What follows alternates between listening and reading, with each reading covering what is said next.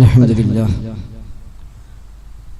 نحمده ونستعينه ونؤمن به ونتوكل عليه ونعوذ بالله من شرور أنفسنا ومن سيئات أعمالنا من يهده الله فلا مضل له ومن يضلل فلا هادي له وأشهد أن لا إله إلا الله وحده لا شريك له وأشهد أن محمدا عبده ورسوله أرسله بالهدى ودين الحق ليظهره على الدين كله ولو كره المشركون اللهم صل على محمد وعلى آل محمد كما صليت على إبراهيم وعلى آل إبراهيم إنك حميد مجيد اللهم بارك على محمد وعلى آل محمد كما باركت على إبراهيم وعلى آل إبراهيم إنك حميد مجيد أما بعد فإن خير الكلام كلام الله وخير السنن سنن محمد صلى الله عليه وسلم وشر الأمور محدثاتها وكل محدثة بدعة وكل بدعة ضلالة وكل ضلالة في النار أعوذ بالله من الشيطان الرجيم بسم الله الرحمن الرحيم يا أيها الذين آمنوا اتقوا الله حق تقاته ولا تموتن إلا وأنتم مسلمون بسم الله الرحمن الرحيم إنما المؤمنون الذين إذا ذكر الله وجلت قلوبهم وإذا تليت عليهم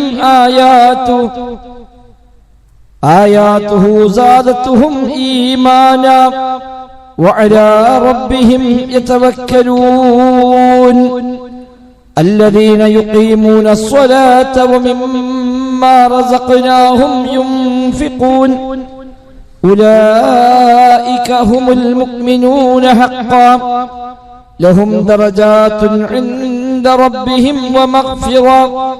ومغفرة ورزق كريم സത്യ വിശ്വാസികൾ റഹ്മാനായ റബ്ബ് സുബ്ഹാനഹു വ തആലയുടെ നിയമ നിർദ്ദേശങ്ങൾ കഴിവിന്റെ പരമാവധി ജീവിതത്തിൽ പാലിക്കാൻ ശ്രമിച്ചുകൊണ്ട് മുത്തഖീങ്ങളായി ജീവിക്കണേ എന്ന് പ്രത്യേകമായി ഓർമ്മപ്പെടുത്തുകയാണ് റബ്ബ് സുബ്ഹാനഹു വ തആല നമുക്കെല്ലാം തൗഫീഖ് പ്രദാനം ചെയ്യുമാറാവട്ടെ. ജീവിതത്തിന്റെ എല്ലാ മേഖലയും അല്ലാഹു തആല ഖൈറും ബറക്കത്തും നമ്മിലെല്ലാം ധാരാളമായി വർഷിക്കുമാറാവട്ടെ. ദുആ ചെയ്യാൻ പ്രത്യേകമായി വസിയത്ത് ചെയ്ത ധാരാളം സഹോദരങ്ങൾ റബ്ബ് സുബ്ഹാനഹു വ തആല എല്ലാവർക്കും അവന്റെ എല്ലാ അർത്ഥത്തിലുമുള്ള ഫളലും റഹ്മത്തുമെല്ലാം ചൊരിഞ്ഞ് നൽകുമാറാവട്ടെ. മരണപ്പെട്ടു പോയ എല്ലാ വിശ്വാസികൾക്കും അല്ലാഹു തആല മഗ്ഫിറത്തും റഹ്മത്തും നൽകി അനുഗ്രഹിക്കുമാറാവട്ടെ. വിശുദ്ധ ഖുർആൻ 8-ാം അധ്യായം സൂറത്തു അംഫാലിലെ 2, 3, 4 ആയത്തുകളാണ് ഓതിവെച്ചത്. പരിശുദ്ധ റമദാനിലേക്ക് കടക്കാനുള്ള മാനസികമായ തയ്യാറെടുപ്പിലാണല്ലോ വിശ്വാസികളായ നമ്മളൊക്കെ. അല്ലാഹു തആല റമദാനിനെ സ്വീകരിക്കുവാനും റമദാൻ അനുകൂലമായി സാക്ഷി പറയുന്ന ഭാഗ്യവാന്മാരിൽ ഉൾപ്പെടാനും നമുക്കെല്ലാം തൗഫീഖ് പ്രദാനം ചെയ്യുമാറാവട്ടെ. കഴിഞ്ഞ വെള്ളിയാഴ്ച സൂചിപ്പിച്ചതുപോലെ തീർച്ചയായും റമദാൻ എന്നത് വിശ്വാസിയെ സംബന്ധിച്ച് സന്തോഷമുളവാക്കുന്ന, അവൻ ഉപയോഗപ്പെടുത്തേണ്ടുന്ന സന്ദർഭമാണ് എന്ന കാര്യത്തിൽ അഭിപ്രായ വ്യത്യാസമില്ല. ഇപ്പോൾ തന്നെ അതിനുവേണ്ടി തയ്യാറെടുക്കലാണ് ഏറ്റവും പ്രധാനം. ജീവിതത്തിൽ എത്ര റമദാനുകൾ കഴിഞ്ഞുപോയി എന്നതിന് നമുക്കൊക്കെ വർഷങ്ങളുടെ ഉത്തരം പറയാനുണ്ട്. 20, 30, 40, 50, 60 റമദാൻ മാസമൊക്കെ അനുഭവിച്ചവരാണ് നമ്മിൽ 90% ആളുകൾ. റസൂലുള്ളാഹി സ്വല്ലല്ലാഹു അലൈഹി വസല്ലം തങ്ങൾ പഠിപ്പിച്ചത് ഒരാൾക്ക് പാപങ്ങൾ പുറത്തു കിട്ടാൻ, സ്വർഗത്തിലേക്ക് പ്രവേശിക്കാൻ ഒരു റമദാൻ കിട്ടിയാൽ മതി എന്നാണല്ലോ. റമദാൻ കിട്ടിയിട്ടും ഒരാൾക്ക് പാപമോചനം ലഭിച്ചില്ല എങ്കിൽ അവൻ തുലഞ്ഞു പോകട്ടെ, നശിക്കട്ടെ എന്നാണ് നബി തങ്ങളുടെ പ്രാർത്ഥനയായി നമുക്ക് ഹദീസുകളിൽ കാണാൻ സാധിക്കുന്നത്. കേവലമായി പകൽ നോമ്പെടുക്കുക എന്നത് മാത്രമല്ല. എന്താ റമദാനിൽ പ്രത്യേകത എന്ന് ചോദിച്ചാൽ, പകൽ ഭക്ഷണമില്ല, ബ്രേക്ക്ഫാസ്റ്റും ലഞ്ചും ഒന്നും ഉണ്ടാവില്ല, രാത്രി കുറച്ചധികം നിസ്കരിക്കാനും ഉണ്ടാകും എന്നത് മാത്രമല്ല റമദാനിലെ സവിശേഷം. എല്ലാ ഖൈറുകളും വർദ്ധിക്കേണ്ടുന്ന, എല്ലാ ശർറിൽ നിന്നും മുക്തമാവേണ്ടുന്ന സന്ദർഭമാണ് റമദാൻ എന്നത്. അതുകൊണ്ട് ഈ റമദാനിലേക്ക് കടക്കുമ്പോൾ അനിവാര്യമായും ചെയ്യേണ്ടുന്ന ചില കാര്യങ്ങളെക്കുറിച്ചുള്ള ധാരണയാണ്, തീരുമാനമാണ് നമുക്കുണ്ടാവേണ്ടത്. ഏറ്റവും ചുരുങ്ങിയത് റമദാൻ മാസം കിട്ടിയത് മുഴുവനായും ഉപയോഗിക്കാൻ കഴിഞ്ഞാൽ 3 രംഗത്ത് നമുക്ക് ചില വർധനവുകൾ ആവശ്യമുണ്ട്. 3 കാര്യങ്ങൾ, 3 മേഖലകൾ വർദ്ധിപ്പിക്കാൻ ഈ റമദാൻ കൊണ്ട് സാധിച്ചാൽ ആ റമദാൻ നമുക്കുള്ളതാണ്. ഇല്ലെങ്കിൽ ഒരുപാട് റമദാനുകൾ നമ്മളൊക്കെ നഷ്ടപ്പെടുത്തിയതുപോലെ ഈ റമദാൻ നഷ്ടപ്പെട്ടു പോകുമെന്നാണ് ഞാൻ നിങ്ങളുമൊക്കെ തിരിച്ചറിയേണ്ടത്. ഒന്നാമതായി വർദ്ധിക്കേണ്ടത് ഈമാനാണ്. വിശ്വാസിക്ക് ഈമാൻ കൂടുകയും കുറയുകയും ചെയ്യുമെന്ന് വിശുദ്ധ ഖുർആനും പ്രവാചക വചനങ്ങളും പഠിപ്പിക്കുന്നുണ്ട്. അൽ ഈമാനു യസീദു വയൻഖുസ്, ഈമാൻ വർദ്ധിക്കും, ഈമാൻ കുറയുകയും ചെയ്യും. നന്മകൾ ചെയ്താൽ ഈമാൻ കൂടും, തിന്മകൾ ചെയ്താൽ ഈമാൻ കുറയുമെന്ന് ഇമാം ബുഖാരി റഹ്മത്തുള്ളാഹി അലൈഹി ഒരു അധ്യായം തന്നെ നൽകിക്കൊണ്ട് വിശദീകരിച്ചതായി കാണാൻ കഴിയും. യസീദു ബിത്വാഅത്ത് വയൻഖുസു ബിൽ മആസി എന്നാണ്. പുണ്യകർമ്മങ്ങൾ ചെയ്യുക വഴി ഈമാൻ വർദ്ധിക്കും, തിന്മകൾ ചെയ്യുക വഴി ഈമാൻ കുറയുകയും ചെയ്യും. ഈ റമദാനിൽ നമ്മുടെ ഈമാൻ വർദ്ധിപ്പിക്കാൻ ഞാൻ എന്താണ് ചെയ്യേണ്ടത് എന്ന ആലോചന, പ്ലാനിംഗ് ആണ് ഒന്നാമതായി വേണ്ടത്. പടച്ചറബുമായുള്ള ബന്ധം ഒന്നുകൂടെ വർദ്ധിക്കണം. അല്ലാഹുവുമായി മനസ്സിന്റെ ഒരു അടുപ്പം, റബ്ബിലേക്ക് ഒരു ചാണെടുത്താൽ അല്ലാഹുവിന്റെ മുഴം ഇങ്ങോട്ട് അടുക്കുമെന്ന് അല്ലാഹു തആല പറഞ്ഞതായി നബി തങ്ങൾ പഠിപ്പിക്കുന്നുണ്ട്.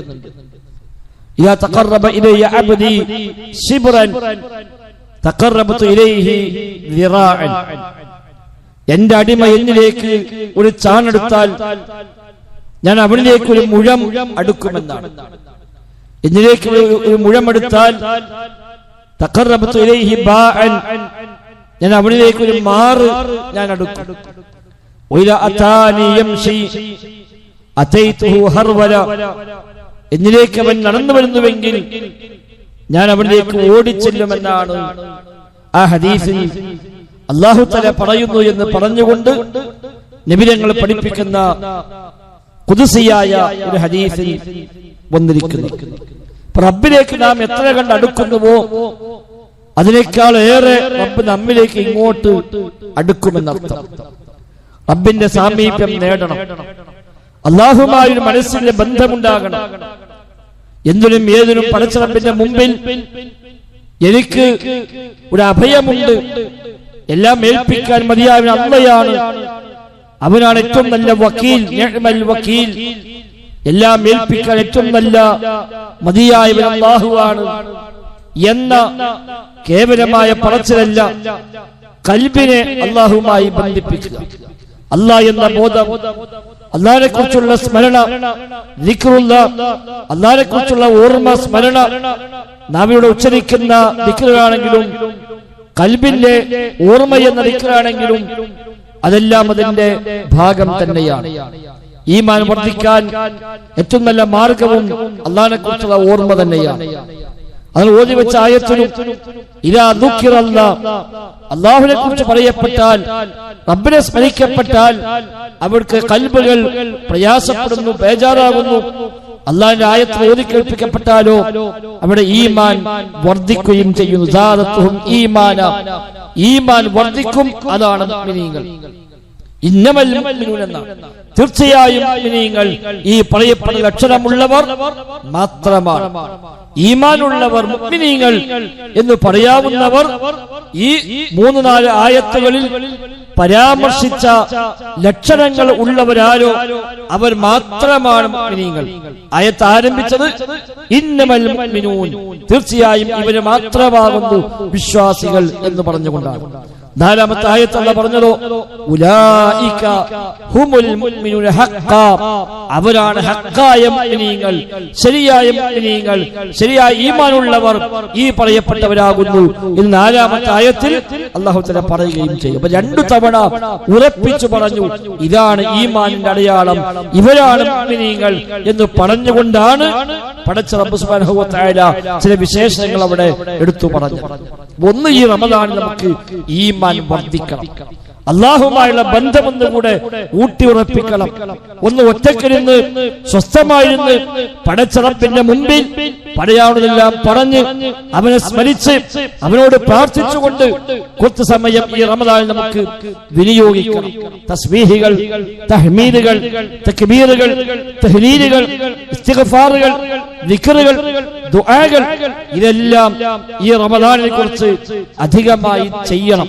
അതിന് ചില പ്ലാനും പദ്ധതിയും നമുക്ക് ഇപ്പോൾ തന്നെ ഉണ്ടാവേണ്ടതുണ്ട്. എല്ലാ മാസത്തെയും പോലെ രാവിലെ ഓഫീസിൽ പോയി വൈകുന്നേരം വരെ ജോലിയാണ്, പിന്നെ വന്ന നോമ്പ് തുറന്നു, പിന്നെ ഒന്ന് വിശ്രമിക്കുമ്പോഴേക്ക് തറാവീഹിന് സമയമായി, അതും കഴിഞ്ഞ് പോയി കിടന്നുറങ്ങി, നേരം വെളുത്താൽ പിന്നെയും അത് തന്നെയാണ് എന്നാണെങ്കിൽ ഈ പറയപ്പെട്ട ഒന്നും ഉണ്ടാവില്ല. പകൽ നോമ്പുകാരനായിരിക്കും, രാത്രി പക്ഷെ നിസ്കരിക്കാനും വരും. അതിനപ്പുറത്തേക്ക് പ്രത്യേകിച്ചൊന്നും ഉണ്ടാവുകയില്ല. ഒന്നാമതായി എനിക്ക് എന്റെ ഈമാൻ വർദ്ധിപ്പിക്കണം. അതിന് ഞാൻ എന്തു ചെയ്യും, എത്ര സമയം, ഏതു സമയം ഞാൻ അതിനു വേണ്ടി വിനിയോഗിക്കുമെന്ന ഒരു ഏകദേശ ധാരണയെങ്കിലും, ഇത്ര സമയം, ഇന്ന സമയം മുതൽ ഇന്ന സമയം വരെ ഞാൻ പള്ളിയായിരിക്കും. അത് സംസാരിക്കാനല്ല, എല്ലാരും പോയി കാണാനല്ല, ഒന്നിച്ചുകൂടി സ്വറ പറയാനല്ല, സ്വസ്ഥമായി റബ്ബിന്റെ പള്ളിയിൽ ചെന്ന് ഒന്ന് സ്വസ്ഥമായിരുന്ന് ഖുർആൻ മറച്ചു വെച്ച് ഖുർആനിന്റെ പാരായണം, ദിക്റുകൾ, ദുആകൾ, പടച്ച റബ്ബുമായുള്ള മാനസികമായ ഒരു അടുപ്പം ആ നിലക്കുണ്ടാക്കി അല്ലാഹുവിലേക്ക് ചാണെടുക്കുമ്പോൾ പടച്ച റബ്ബ് ഇങ്ങോട്ട് ഒരു മുഴമെടുക്കുമെന്ന് പറഞ്ഞ ആ ഹദീസ് പ്രചോദനമായിക്കൊണ്ട് അടുപ്പം വർദ്ധിപ്പിക്കാൻ ഈ റമദാൻ ഇൻഷാ അല്ലാഹ് നമുക്ക് ഉപയോഗപ്പെടുത്തണം. പടച്ച റബ്ബ് തൗഫീഖ് ചെയ്യുമാറാവട്ടെ. രണ്ടാമതായി അതിനെ കൂടെ അറിവ് കൂടി വർദ്ധിപ്പിക്കണം, ഇൽമ് വർദ്ധിപ്പിക്കണം. മുൻഗാമികൾ റമദാനിൽ ഇൽമിന് അധികമൊന്നും സമയം വിനിയോഗിച്ചിട്ടില്ല, ഇബാദത്തിനാണ് സമയം വിനിയോഗിച്ചത്. പക്ഷേ അവരെ സംബന്ധിച്ച് ബാക്കി 11 മാസവും അവർ ഇൽമിന്റെ വഴിയിലുണ്ട്. നമ്മളെ സംബന്ധിച്ച് ജീവിതം മുഴുവനും ദുനിയാവിന്റെ പിന്നാലെയാണ്, മറ്റൊരുപാട് തിരക്കുകളാണ്. ഈ ഒരു മാസമാണ് ആകെ കുറച്ചെങ്കിലും റമദാനിലാണ് കുറച്ചെങ്കിലും പള്ളികളുമായി ബന്ധപ്പെടാൻ നമുക്ക് സാധിക്കുന്നത്. നമ്മളിവിടെ എല്ലാം കൂടെ ചേർത്ത് വെച്ചുകൊണ്ട് പോകാനാണ് നാം ശീലിക്കേണ്ടത്. ഇമാം മാലിക് റഹിമഹുല്ലാഹ് റമദാൻ മാസം വന്നാൽ എല്ലാ ദർസും നിർത്തിവെക്കുമെന്നാണ്. ക്ലാസ്സൊക്കെ നിർത്തിവെക്കും. ക്ലാസ്സുകളില്ല. റമദാൻ മാസം നമുക്ക് ക്ലാസ് ഇല്ല. ഖുർആൻ പാരായണമാണ്, നിസ്കാരമാണ്, ദിക്റും ദുആഉമാണ്, പള്ളിയുമുള്ള ബന്ധമാണ്, ഇഅ്തികാഫാണ്. അതാണ് മുൻഗാമികളെ മാതൃക. ബാക്കി 11 മാസം അവർ അറിവിന്റെ വഴിയിലുണ്ട്. നമ്മളെ സംബന്ധിച്ചത് ഇല്ല. അതുകൊണ്ട് ഈ മാസമേ ആകെ വല്ലതും ചെയ്യുന്നുള്ളൂ എങ്കിൽ അത് ഇതെല്ലാം കൂടി ചേർത്തി എല്ലാം ജംഅ് ചെയ്ത് കൊണ്ടുപോകാനുള്ള പ്ലാനാണ് നാം കാണേണ്ടത്. അപ്പൊ കുറച്ച് നമുക്ക് പഠിക്കണം. റമദാനിൽ കുറച്ച് പഠിക്കണം. പിന്നെ പഠന ക്ലാസ്സുകൾ ഉണ്ടാവും, അത് ഉപയോഗപ്പെടുത്താം. അതല്ലാതെയും വായിച്ചും കേട്ടും ചോദിച്ചും അറിഞ്ഞും അന്വേഷിച്ചുമൊക്കെ ഈ റമദാനിൽ വല്ലതും കുറച്ച് പഠിക്കണം. നമ്മൾ വിശ്വാസ കാര്യങ്ങൾ ഒന്ന് പഠന വിധേയമാക്കണം. അഖീദയുമായി ബന്ധപ്പെട്ട കാര്യങ്ങൾ ഒന്ന് പഠിച്ച് എന്റെ അഖീദ ശരിയാണ് എന്ന ഒരു ബോധ്യമെങ്കിലും ഉണ്ടാക്കിയെടുക്കണം. ചെയ്യുന്ന അടിസ്ഥാന അമലുകൾ കുറ്റമറ്റതാണ് എന്ന ഒരു ഉറപ്പുണ്ടായി മാറണം. നിസ്കരിക്കുന്നുണ്ട്, നോമ്പെടുക്കുന്നുണ്ട്, സകാത്ത് നൽകുന്നുണ്ട്, ഇതൊക്കെ അല്ലാഹുവും റസൂലും പഠിപ്പിച്ച രീതിയിൽ തന്നെയാണോ? അതല്ല, അവിടെ ചെല്ലുമ്പോൾ ഇതെല്ലാം അസ്വീകാര്യമായി തള്ളപ്പെട്ടു പോകുമോ എന്ന ആശങ്കയുണ്ടാവുകയും നിസ്കാരത്തിന്റെ ആദാബുകൾ, നിസ്കാരത്തിന്റെ മര്യാദകൾ, നോമ്പിന്റെ മര്യാദകൾ, സകാത്തിന്റെ വിശദാംശങ്ങൾ, അങ്ങനെ തുടങ്ങിയ അടിസ്ഥാനമായ ഇബാദാത്തുകളുടെ എങ്കിലും അടിസ്ഥാന നിയമങ്ങളെങ്കിലും വളരെ ആഴത്തിറങ്ങി വലിയൊരു ആലിമാകാണെന്നല്ലെങ്കിലും എന്റെ അമൽ ശരിയാക്കുവാൻ, എന്റെ ഈമാൻ ശരിയാക്കുവാൻ ഞാൻ ചെയ്യേണ്ട ഫർള് ഐനായി പഠിക്കേണ്ട കാര്യങ്ങൾ അതെങ്കിലും പഠിക്കാൻ ഈ റമദാനിൽ ചെറിയൊരു പ്ലാൻ നമുക്ക് വേണം. നമ്മളെ പള്ളിയിലൊക്കെ എല്ലാ വർഷത്തെയും പോലെ ളുഹറിന് ശേഷം ക്ലാസ് ഉണ്ടാകും. അതൊരു അവസരമാണ്. അതല്ലാതെയും കുറച്ച് വായിക്കാം. ഏതെങ്കിലും ഗ്രന്ഥങ്ങൾ വായിക്കാൻ കഴിയുമോ അത് വായിക്കാം. ഒന്നും വേണ്ട, വിശുദ്ധ ഖുർആന്റെ പരിഭാഷയെങ്കിലും എടുത്തു വെച്ച് ഒരാവർത്തി ഒന്ന് വായിക്കാൻ തീരുമാനിച്ചാൽ, ഒരു ദിവസം ഒരു ജുസിന്റെ പരിഭാഷ വായിച്ചാൽ 30 നോമ്പ് കൊണ്ട് 30 ജുസ് വായിച്ചു നിൽക്കാൻ പറ്റും. അങ്ങനെയെങ്കിലും ഒരു പ്ലാൻ ചെയ്താൽ അതൊരു അവസരമാണ്, ഉപയോഗപ്പെടുത്താൻ നമുക്ക്. ഒന്ന്, ഈമാൻ വർദ്ധിപ്പിക്കുന്നു. 2, അറിവ് വർദ്ധിപ്പിക്കുന്നു. മൂന്നാമതായി ഇബാദാത്ത് അമലുകൾ വർദ്ധിപ്പിക്കുന്നു. റമദാൻ പുണ്യങ്ങളുടെ പൂക്കാലമെന്ന് പൊതുവെ ഒരു ആലങ്കാരികമായി പറയാറുണ്ട്. അത് കേവലം പറച്ചിലല്ല, നന്മകൾക്ക് ഇരട്ടിരട്ടിയായി പ്രതിഫലം ലഭിക്കുന്ന മാസമാണ്. അതുകൊണ്ട് അമലുകൾ, ഇബാദാത്തുകൾ ഈ റമദാനിൽ വർദ്ധിക്കണം. അപ്പൊ ഏതൊക്കെ വർദ്ധിപ്പിക്കണം, എന്തൊക്കെ ചെയ്യണം, ഒരു പ്ലാന് വേണം. നിസ്കാരം ഫർള് ഏതായാലും നിസ്കരിക്കും, റമദാനിലും അല്ലാത്തപ്പോഴും ഒക്കെ. എന്നാലും ആ ഫർളിന്റെ കാര്യത്തിൽ ജമാഅത്ത് നിസ്കാരം നഷ്ടപ്പെടാൻ പാടില്ല എന്ന് തീരുമാനിക്കാൻ പറ്റും. 30 നോമ്പ് കിട്ടിയാൽ 150 വഖത്ത് നമുക്ക് റമദാനിൽ നിസ്കാരം ഉണ്ടാവും ഫർളായി. ആ 150 വഖത്തും എനിക്ക് ജമാഅത്തായി നിസ്കരിക്കണം. പള്ളിയിലെ ഔദ്യോഗിക ജമാഅത്തിൽ പങ്കെടുത്ത് ഇമാമിന്റെ കൂടെ തുടക്കം മുതൽ തന്നെ നിസ്കാരത്തിലുണ്ടായി ഈ 150 വഖത്തും ഒന്നും നഷ്ടപ്പെടാതെ ജമാഅത്ത് കിട്ടാൻ എന്താണൊരു വഴി? ഒരുപക്ഷെ ഇപ്പോഴത്തെ ജോലിയിൽ ചെറിയ ക്രമീകരണങ്ങൾ വരുത്തേണ്ടി വരും. ചില ഏരിയയിൽ നിന്ന് ഒരുപക്ഷെ നമ്മൾ മാറി നിൽക്കേണ്ടി വരും. ചില രംഗത്ത് പോകാതിരിക്കേണ്ടി വരും. അതിന് പോയാൽ എനിക്ക് ജമാഅത്ത് കിട്ടൂല, വേണ്ട, പോകുന്നില്ല, ജമാഅത്താണ് പ്രധാനം. ഒരുപക്ഷെ നമ്മളെ പള്ളിക്ക് എത്താൻ കഴിഞ്ഞോളമെന്നില്ല. എങ്കിൽ പരിസരത്തുള്ള പള്ളികളിൽ എപ്പോഴാണ് നിസ്കാരം, എപ്പോഴാണ് ഇഖാമത്ത്, ബാങ്ക് വിളിച്ച് എത്ര മിനിറ്റ് ആണ് അവിടെ ഇഖാമത്തിന് ഗ്യാപ്പ് ഉള്ളത് എന്നൊക്കെ നോക്കി വെച്ചാൽ സാധാരണ പോകുന്ന റൂട്ടിൽ ഒരു പള്ളിയുണ്ട്, ശരി, അവിടെ എപ്പോഴാണ് നിസ്കരിക്കുക. അപ്പൊ ഇവിടുന്ന് വിട്ടാൽ ഇന്ന പള്ളി ജമാഅത്ത് കിട്ടും, അവിടെ നമുക്ക് ജമാഅത്ത് പങ്കെടുക്കാം എന്നൊരു പ്ലാൻ ചെയ്ത് പോകാൻ കഴിയും. അതല്ല എങ്കിൽ പലപ്പോഴും ആ ജമാഅത്ത് നഷ്ടപ്പെട്ടു പോകും.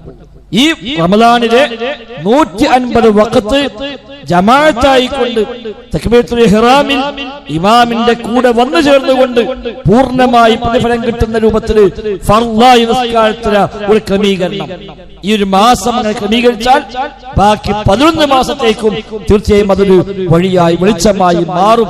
സംശയമൊന്നുമില്ല. പടച്ച റബ്ബ് തൗഫീഖ് ചെയ്യുമാറാവട്ടെ. സുന്നത്തായ നിസ്കാരങ്ങൾ, ഫർളിലെ പോരായ്മകൾ പരിഹരിക്കാൻ കൂടിയാണ് സുന്നത്തായ നിസ്കാരങ്ങൾ.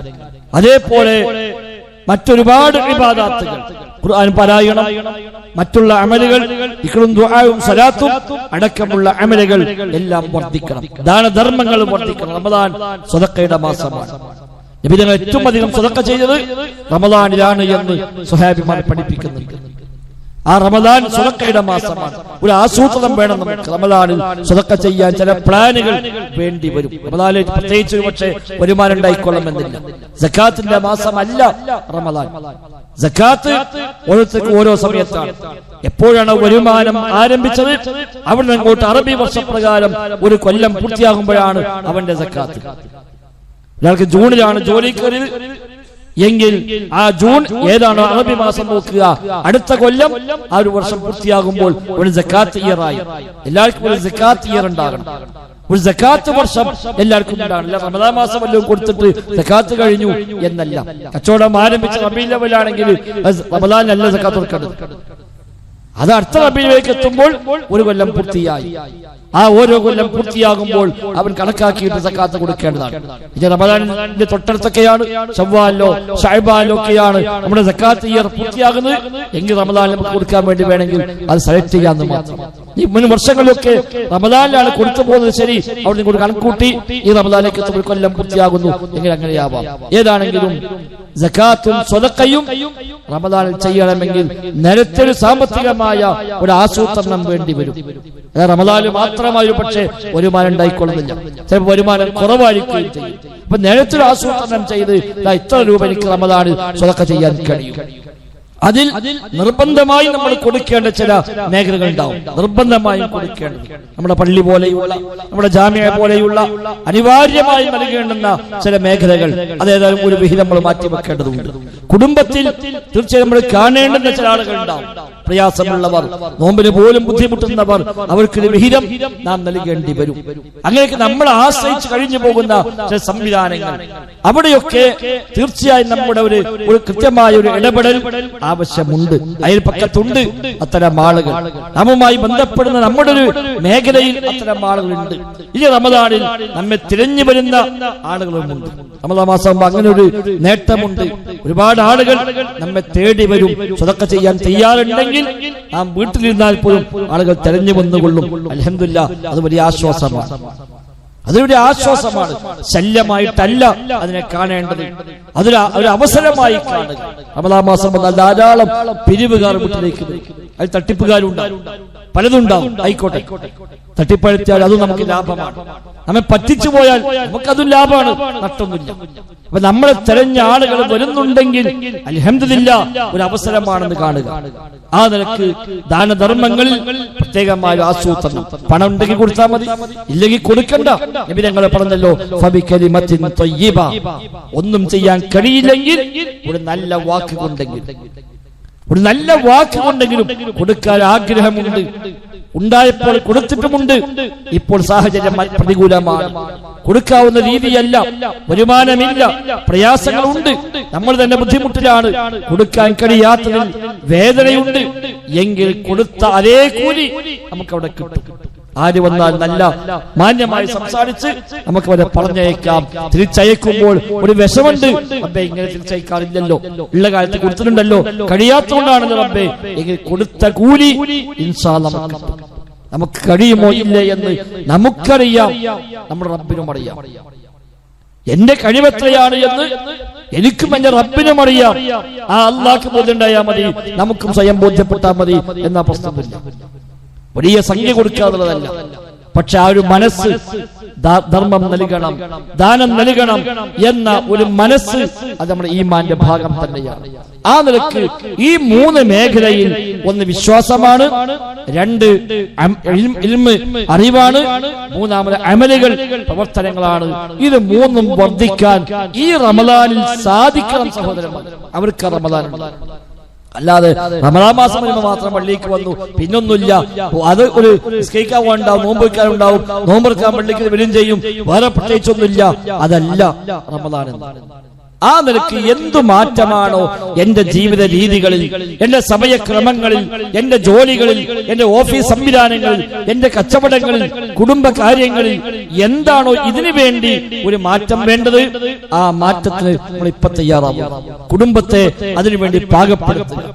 ചില നീക്കുപോക്കൾ അവർക്കും ചെയ്തു കൊടുക്കേണ്ടി വരും. സ്ത്രീകൾക്ക് റമദാൻ മാസം വന്നാൽ എമ്പാടും പണിയാണ്. അങ്ങനെ തന്നെ ആവണമെന്നില്ല. നമ്മളൊന്ന് സഹായിച്ചു കൊടുത്താൽ, നമ്മൾ ചില പ്ലാൻ ചെയ്തു കൊടുത്താൽ അവർക്കും കുറേയൊക്കെ വിഭാഗത്തിലേക്ക് മാറി നിൽക്കാൻ കഴിയും. എല്ലാ മാസങ്ങളെക്കാൾ ഏറെ ഒരുപാട് ഭക്ഷണം ഉണ്ടാക്കലും വ്യത്യസ്തമായ ജോലിയുമായി അവർക്ക് ഒന്നും ചെയ്യാൻ കഴിയാത്ത, ഖുർആൻ ഓതാൻ പോലും കഴിയാത്ത, പള്ളിക്ക് വരാൻ കഴിയാത്ത, ക്ലാസ്സിൽ പങ്കെടുക്കാൻ കഴിയാത്ത അവസ്ഥ പലപ്പോഴും ഉണ്ട്. ഒരു പക്ഷേ എവിടെയെങ്കിലും ഒരു കാറ്ററിംഗ് ഏൽപ്പിച്ചാൽ, ഏതെങ്കിലും ഹോട്ടലിൽ ഏൽപ്പിച്ചാൽ ഇതേ ചെലവിൽ പക്ഷെ ആവുള്ളൂ. അവർക്ക് സൗകര്യമായി അല്ലെങ്കിൽ പള്ളി ഇഫ്താറുണ്ട്, നോമ്പ് തുറയുണ്ട്, ളുഹറിന് പള്ളിക്ക് വന്നാൽ ക്ലാസും കിട്ടും, അവിടുന്ന് ഖുർആനും ഓതാം, അസ്റും നിസ്കരിക്കാം, മഗ്‌രിബും നിസ്കരിക്കാം, ഭക്ഷണം കഴിച്ച് തറാവീഹും കഴിഞ്ഞ് വീട്ടിലേക്കാണ് പോയാൽ മതി. നല്ല ആശ്വാസമാണ്. മിക്കവാറും പല പള്ളിയിലും ഇന്ന് നോമ്പ് തുറകളുണ്ട്. ഭക്ഷണത്തിൽ ചില നീക്കുപോക്കുകൾ നമ്മൾ ചെയ്യേണ്ടി വരും. റമദാൻ മാസം ഒന്നാകെ തിന്നണ മാസമല്ല. ഭക്ഷണം കൂടുന്തോറും ഇബാദത്തിന് തടസ്സമാണ്, ഇബാദത്ത് തടസ്സമാണ്, ഈമാൻ തടസ്സമാണ്. വയറ് കാലിയാവലാണ് എപ്പോഴും അത് ഏറ്റവും നല്ല മാർഗമായി പഠിപ്പിച്ചത്.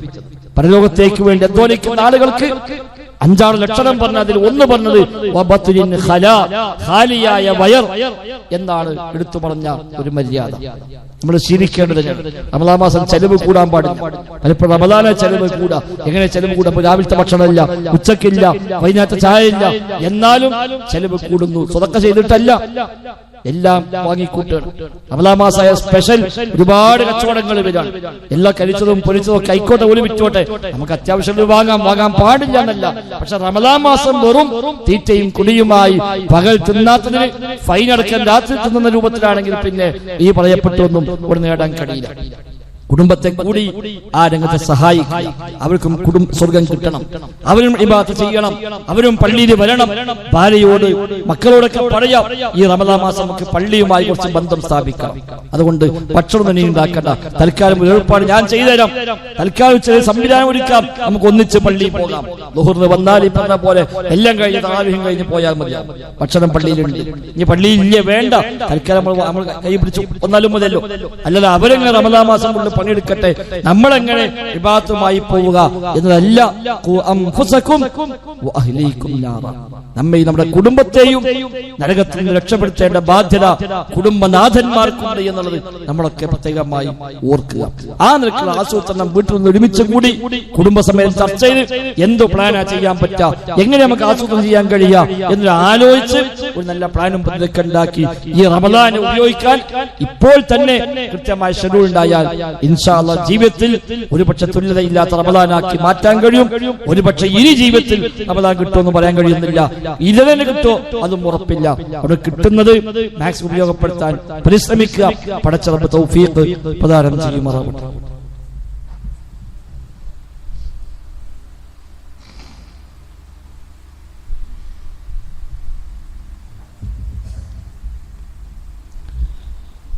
അൽഹംദുലില്ലാഹ് نحمده ونستعينه ونؤمن به ونتوكل عليه اللهم صل على محمد وعلى آل محمد كما صليت على إبراهيم وعلى آل إبراهيم إنك حميد مجيد. സഹോദരന്മാരെ, റഹ്മാനായ റബ്ബ് സുബ്ഹാനഹു വ തആലയുടെ നിയമ നിർദ്ദേശങ്ങൾ കഴിവിന്റെ പരമാവധി ജീവിതത്തിൽ പാലിക്കാൻ ശ്രമിച്ചുകൊണ്ട് മുത്തഖീങ്ങളായി ജീവിക്കണേ എന്ന് ഒരിക്കൽ കൂടെ ആവർത്തിച്ച് ഓർമ്മപ്പെടുത്തുകയാണ്. അല്ലാഹു സുബ്ഹാനഹു വ തആല നമുക്കെല്ലാം തൗഫീഖ് പ്രദാനം ചെയ്യുമാറാവട്ടെ. ഇന്ന് ശഅബാൻ 14 മാസപ്പിറവിയുടെ അടിസ്ഥാനത്തിൽ ആ നിലയ്ക്ക് 15-16 ദിവസമാണ് ഇനി ശഅബാനിൽ നമുക്ക് ബാക്കിയുണ്ടാവുക. ആ 2 ആഴ്ച കാലം പ്രധാനമാണ്. ഈ പറഞ്ഞ പോലെ ആസൂത്രണങ്ങളും ഒരുക്കങ്ങളും തന്നെയാണ് ഈ സന്ദർഭങ്ങളിൽ നമ്മൾ നിർവഹിക്കേണ്ടത്. പരമാവധി വിശ്വാസം ശരിയാക്കുക, കർമ്മങ്ങളെ ശരിയാക്കുക, ശിർക്കും ബിദ്അത്തും ഇല്ലാതിരിക്കാനുള്ള ജാഗ്രത കാത്തു സൂക്ഷിക്കുക.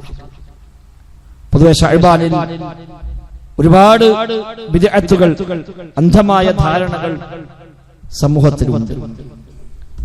ശഅബാൻ 15 ബന്ധപ്പെട്ട പ്രത്യേകിച്ചും ബറാഅത്ത് രാവ് എന്ന പേര് പറഞ്ഞുകൊണ്ട് 15-ന്റെ പകലിനെ സജീവമാക്കുന്ന ആളുകൾ. പേര് രാവ് എന്നാണ് ഉപയോഗിക്കൽ, പകലുമാണ്. ഏതെന്നാലും പ്രത്യേകിച്ച് അങ്ങനെ ശഅബാൻ 15-ന് എന്തെങ്കിലും ഒരു ഇബാദത്ത് വർദ്ധിപ്പിക്കാൻ പ്രമാണങ്ങൾ നമ്മെ പഠിപ്പിച്ചിട്ടില്ല. ഖുർആൻ ഇറങ്ങിയ ദിവസമാണ് എന്ന് പോലും പറയുന്ന ആളുകളുണ്ട് ശഅബാൻ 15-നെ കുറിച്ച്. വിശുദ്ധ ഖുർആൻ വ്യക്തമായി പ്രഖ്യാപിച്ചത് ശഹ്റു റമളാൻ അല്ലദീ ഉൻസില ഫീഹിൽ ഖുർആൻ എന്നാണ്. റമദാൻ മാസമാണ് ഖുർആൻ ഇറക്കപ്പെട്ട മാസം. പിന്നെ ഇങ്ങനെ ശഅബാൻ സൂറത്തുൽ ബഖറയിൽ അല്ലാഹു വ്യക്തമായി പരിചയപ്പെടുത്തി. താഴെ സൂറയിൽ ഇന്നാ അൻസൽനാഹു ഫീ ലൈലത്തുൽ ഖദർ, ലൈലത്തുൽ ഖദറിലാണ് നാം ഖുർആൻ അവതരിപ്പിച്ചത് എന്നും കാണാം. അതേപോലെ സൂറത്തുൽ ദുഖാനിൽ ഈ ഖുർആൻ ഇറക്കിയത് ഫീ ലൈലത്തിൻ മുബാറക, അനുഗ്രഹീതമായ രാത്രിയിലാണ് എന്നും പറഞ്ഞു. അപ്പോൾ 3 പ്രയോഗം ഖുർആനിൽ പറഞ്ഞു. ഒന്ന് അനുഗ്രഹീതമായ രാത്രിയിലാണ്, 2 ഖദറിന്റെ രാത്രിയിലാണ്, 3 റമദാൻ മാസത്തിലാണ്.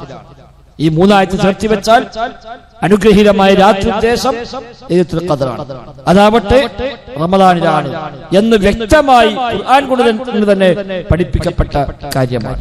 പിന്നെ എങ്ങനെയാണ് ശഅബാൻ 15-ന് ഖുർആൻ ഇറങ്ങിയെന്ന് വിശ്വസിക്കുക? അന്ന് ആണ്ടറിയായി കാണുകയും പ്രത്യേകമായ ഇബാദത്തുകൾ പോലും വർദ്ധിപ്പിക്കുകയും ചെയ്യുന്ന ആളുകൾ, 3 യാസീൻ ഓതാൻ പ്രോത്സാഹിപ്പിക്കുന്ന ആളുകൾ, റിസ്ക് വിശാലമായി കിട്ടാനും ആയുസ് വർദ്ധിക്കാനും അതേപോലെ മുസീബത്തൊക്കെ ഒഴിവായി കിട്ടാനും എന്ന് പറഞ്ഞുകൊണ്ട് 3 യാസീനും പ്രത്യേകമായ ഭക്ഷണവും പ്രത്യേകമായ നോമ്പും എല്ലാം ആചരിക്കുന്ന രീതി സമൂഹത്തിലുണ്ട്. അതിനൊന്നും യാതൊരു അടിസ്ഥാനവുമില്ല. നബി തങ്ങൾ ശഅബാൻ പൊതുവെ നോമ്പ് വർദ്ധിപ്പിക്കാറുണ്ട്.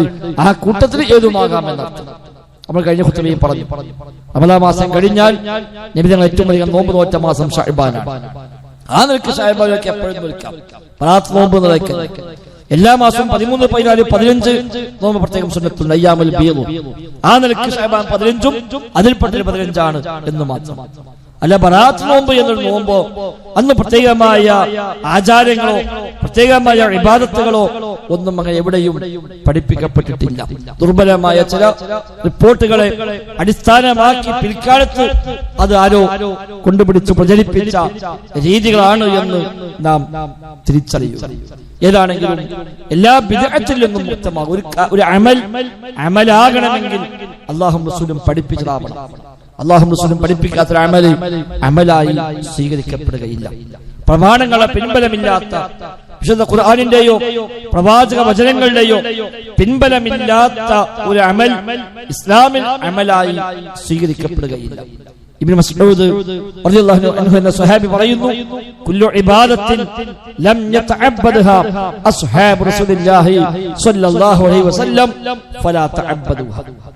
നബിതങ്ങളുടെ സ്വഹാബിമാർ ഇബാദത്തായി ചെയ്തിട്ടില്ലാത്ത ഒരു ഇബാദത്തും നിങ്ങളാലും ഇബാദത്തായി ചെയ്യരുത്.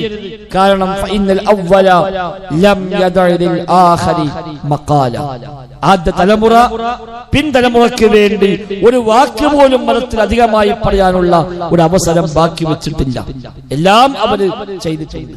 സ്വർഗത്തിലേക്ക് എത്തുന്ന കൂലി കിട്ടുന്ന ഏത് അമലും അത് അമലാക്കി മാറ്റിയവരാണ് സ്വഹാബിമാർ.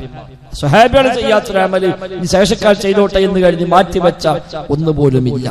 അതുകൊണ്ട് മുൻഗാമികൾ ചെയ്യാത്ത, സ്വഹാബത്തിന് പരിചയമില്ലാത്ത, താബികൾക്ക് പരിചയമില്ലാത്ത, നബിതങ്ങൾ പഠിപ്പിച്ചിട്ടില്ലാത്ത, ഖുർആന്റെ പിൻബലമില്ലാത്ത ഒരു അമല് അമലാവുകയില്ല, ഒരു വിശ്വാസം വിശ്വാസമാവുകയില്ല. ആ ഒരു അടിസ്ഥാനം ജീവിതത്തിൽ നാം തിരിച്ചറിയുകയും ഏത് അമലുമായി ആര് വന്നാലും ഈ ഒറ്റ ചോദ്യം, ഇത് പ്രവാചകർക്ക് പരിചയമുണ്ടോ, സ്വഹാബിക്ക് പരിചയമുണ്ടോ, താബിഈങ്ങൾ ചെയ്താണോ എന്ന് ചോദിച്ചാൽ അതൊന്നുമില്ല, എന്നാലും നല്ലതല്ലേ എന്നാണെങ്കിൽ അങ്ങനെ നല്ലതില്ല. നബിയും സഹാബത്തും ചെയ്തതും പഠിപ്പിച്ചതുമാണെങ്കിലോ നമുക്ക് ചെയ്യുകയുമാവാം.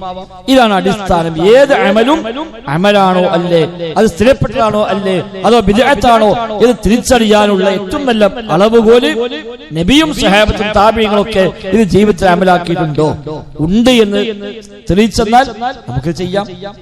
ഇല്ല എന്നാണോ എന്തു ന്യായം പറഞ്ഞാലും ശരി ദീൻ അത് അമലായി സ്വീകാര്യവുമല്ല. ആ ഒരു മാനദണ്ഡം വെച്ചുകൊണ്ട് അമലുകളെ പഠന വിധേയമാക്കി സ്ഥിരപ്പെട്ടവയെ ജീവിതത്തിന്റെ ഭാഗമാക്കി മാറ്റുകയും സ്ഥിരപ്പെടാത്ത വ്യാജനുകളെ വ്യാജനായി തിരിച്ചറിഞ്ഞ് അത് ആര് ചെയ്താലും ഭൂരിപക്ഷം അതിന്റെ പിന്നാലെയാണെങ്കിലും ആ വഴിക്ക് നമ്മൾ പോകാവതല്ല. ഹറാമുകളുമായി ഒരു ബന്ധവും ഉണ്ടാകാതെ നാട്ടിൽ പലതും ഉണ്ടാകും. ദുനിയാവ് അങ്ങനെയാണ്. ദുനിയാവില് ഉത്സവങ്ങളായും ആഘോഷങ്ങളായും അങ്ങനെ പല പാട്ടും കൂത്തും ചാടിക്കളിയും എല്ലാം നാട്ടിലൊക്കെ നടക്കും. നമ്മുടെ നാടെങ്ങനെയാണ്? എല്ലാ ജാതിയും എല്ലാ മതക്കാരും ഒന്ന് ജീവിക്കുന്ന നാടാകുമ്പോൾ ആർക്കും എന്തിനും സ്വാതന്ത്ര്യമുണ്ട്. പക്ഷെ എല്ലായിടത്തും പോയി കയറിക്കൂടേണ്ടവരെല്ലാം വിശ്വാസികളായ നമ്മൾ പല ഉത്സവം നടക്കാൻ പോകും, പല ആഘോഷം നടക്കാൻ, അത് പലതുണ്ടാകും.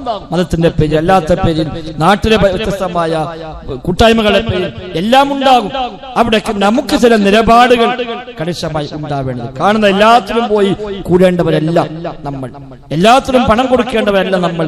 തെറ്റാണ് തിന്മയാണെന്ന് ബോധ്യമുണ്ടോ അവിടെ നമുക്ക് റോളില്ല. നന്മയാണോ മക്കളെ സഹകരിക്കാം.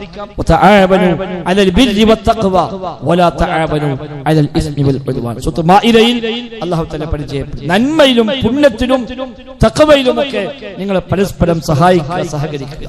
എന്ന കുറ്റത്തിലും തിന്മയിലും നിങ്ങൾ പരസ്പരം സഹകരിക്കരുത്. നിങ്ങൾ പരസ്പരം സഹകരിക്കരുത്. എന്തിന്? ഇസ്മിലും ഉദ്വാനിലും കുറ്റത്തിലും ശത്രുതയിലും ഒന്നും നിങ്ങൾ തമ്മിൽ സഹായിക്കാനും സഹകരിക്കാനും പാടില്ല. അതുകൊണ്ട് ആര് വന്നാലും വല്ലതും കൊടുക്കാന്നുള്ള രീതിയൊന്നുമല്ല. ഒരു ഹറാമിനാണ്, ഒരു ശിർക്കിനാണ്, ഒരു കുഫറിനാണ്, തോന്നിവാസത്തിനാണ്, കൂത്താട്ടത്തിനാണ് എന്ന് ബോധ്യമുണ്ടെങ്കിൽ അവിടെ നമ്മൾ പണം കൊടുക്കാൻ പറ്റൂല, അവിടെ നമ്മൾ ഭാഗമാക്കാൻ പറ്റൂല.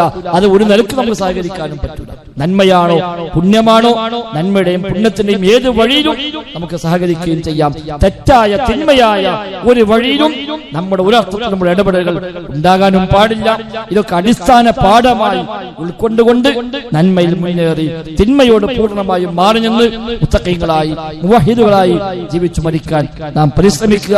പടച്ച റബ്ബ് തൗഫീഖ് പ്രദാനം ചെയ്യുമാറാവട്ടെ. അല്ലാഹുമ്മ റബ്ബനാ ആതിനാ ഫിദ് ദുനിയാ ഹസന വഫിൽ ആഖിറതി ഹസന വഖിനാ അദാബൻ നാർ. اللهم اغفر للمؤمنين والمؤمنات والمسلمين والمسلمات الأحياء منهم والأموات إنك مجيب الدعوات وقاضي الحاجات. ربنا اصرف عنا عذاب جهنم إن عذابها كان غراما إنها ساءت مستقرا ومقاما. ربنا تقبل منا ربنا تقبل منا ربنا تقبل منا إنك أنت السميع العليم وتب علينا إنك أنت التواب الرحيم. وصلى الله وسلم على محمد وآله وصحبه أجمعين والحمد لله رب العالمين.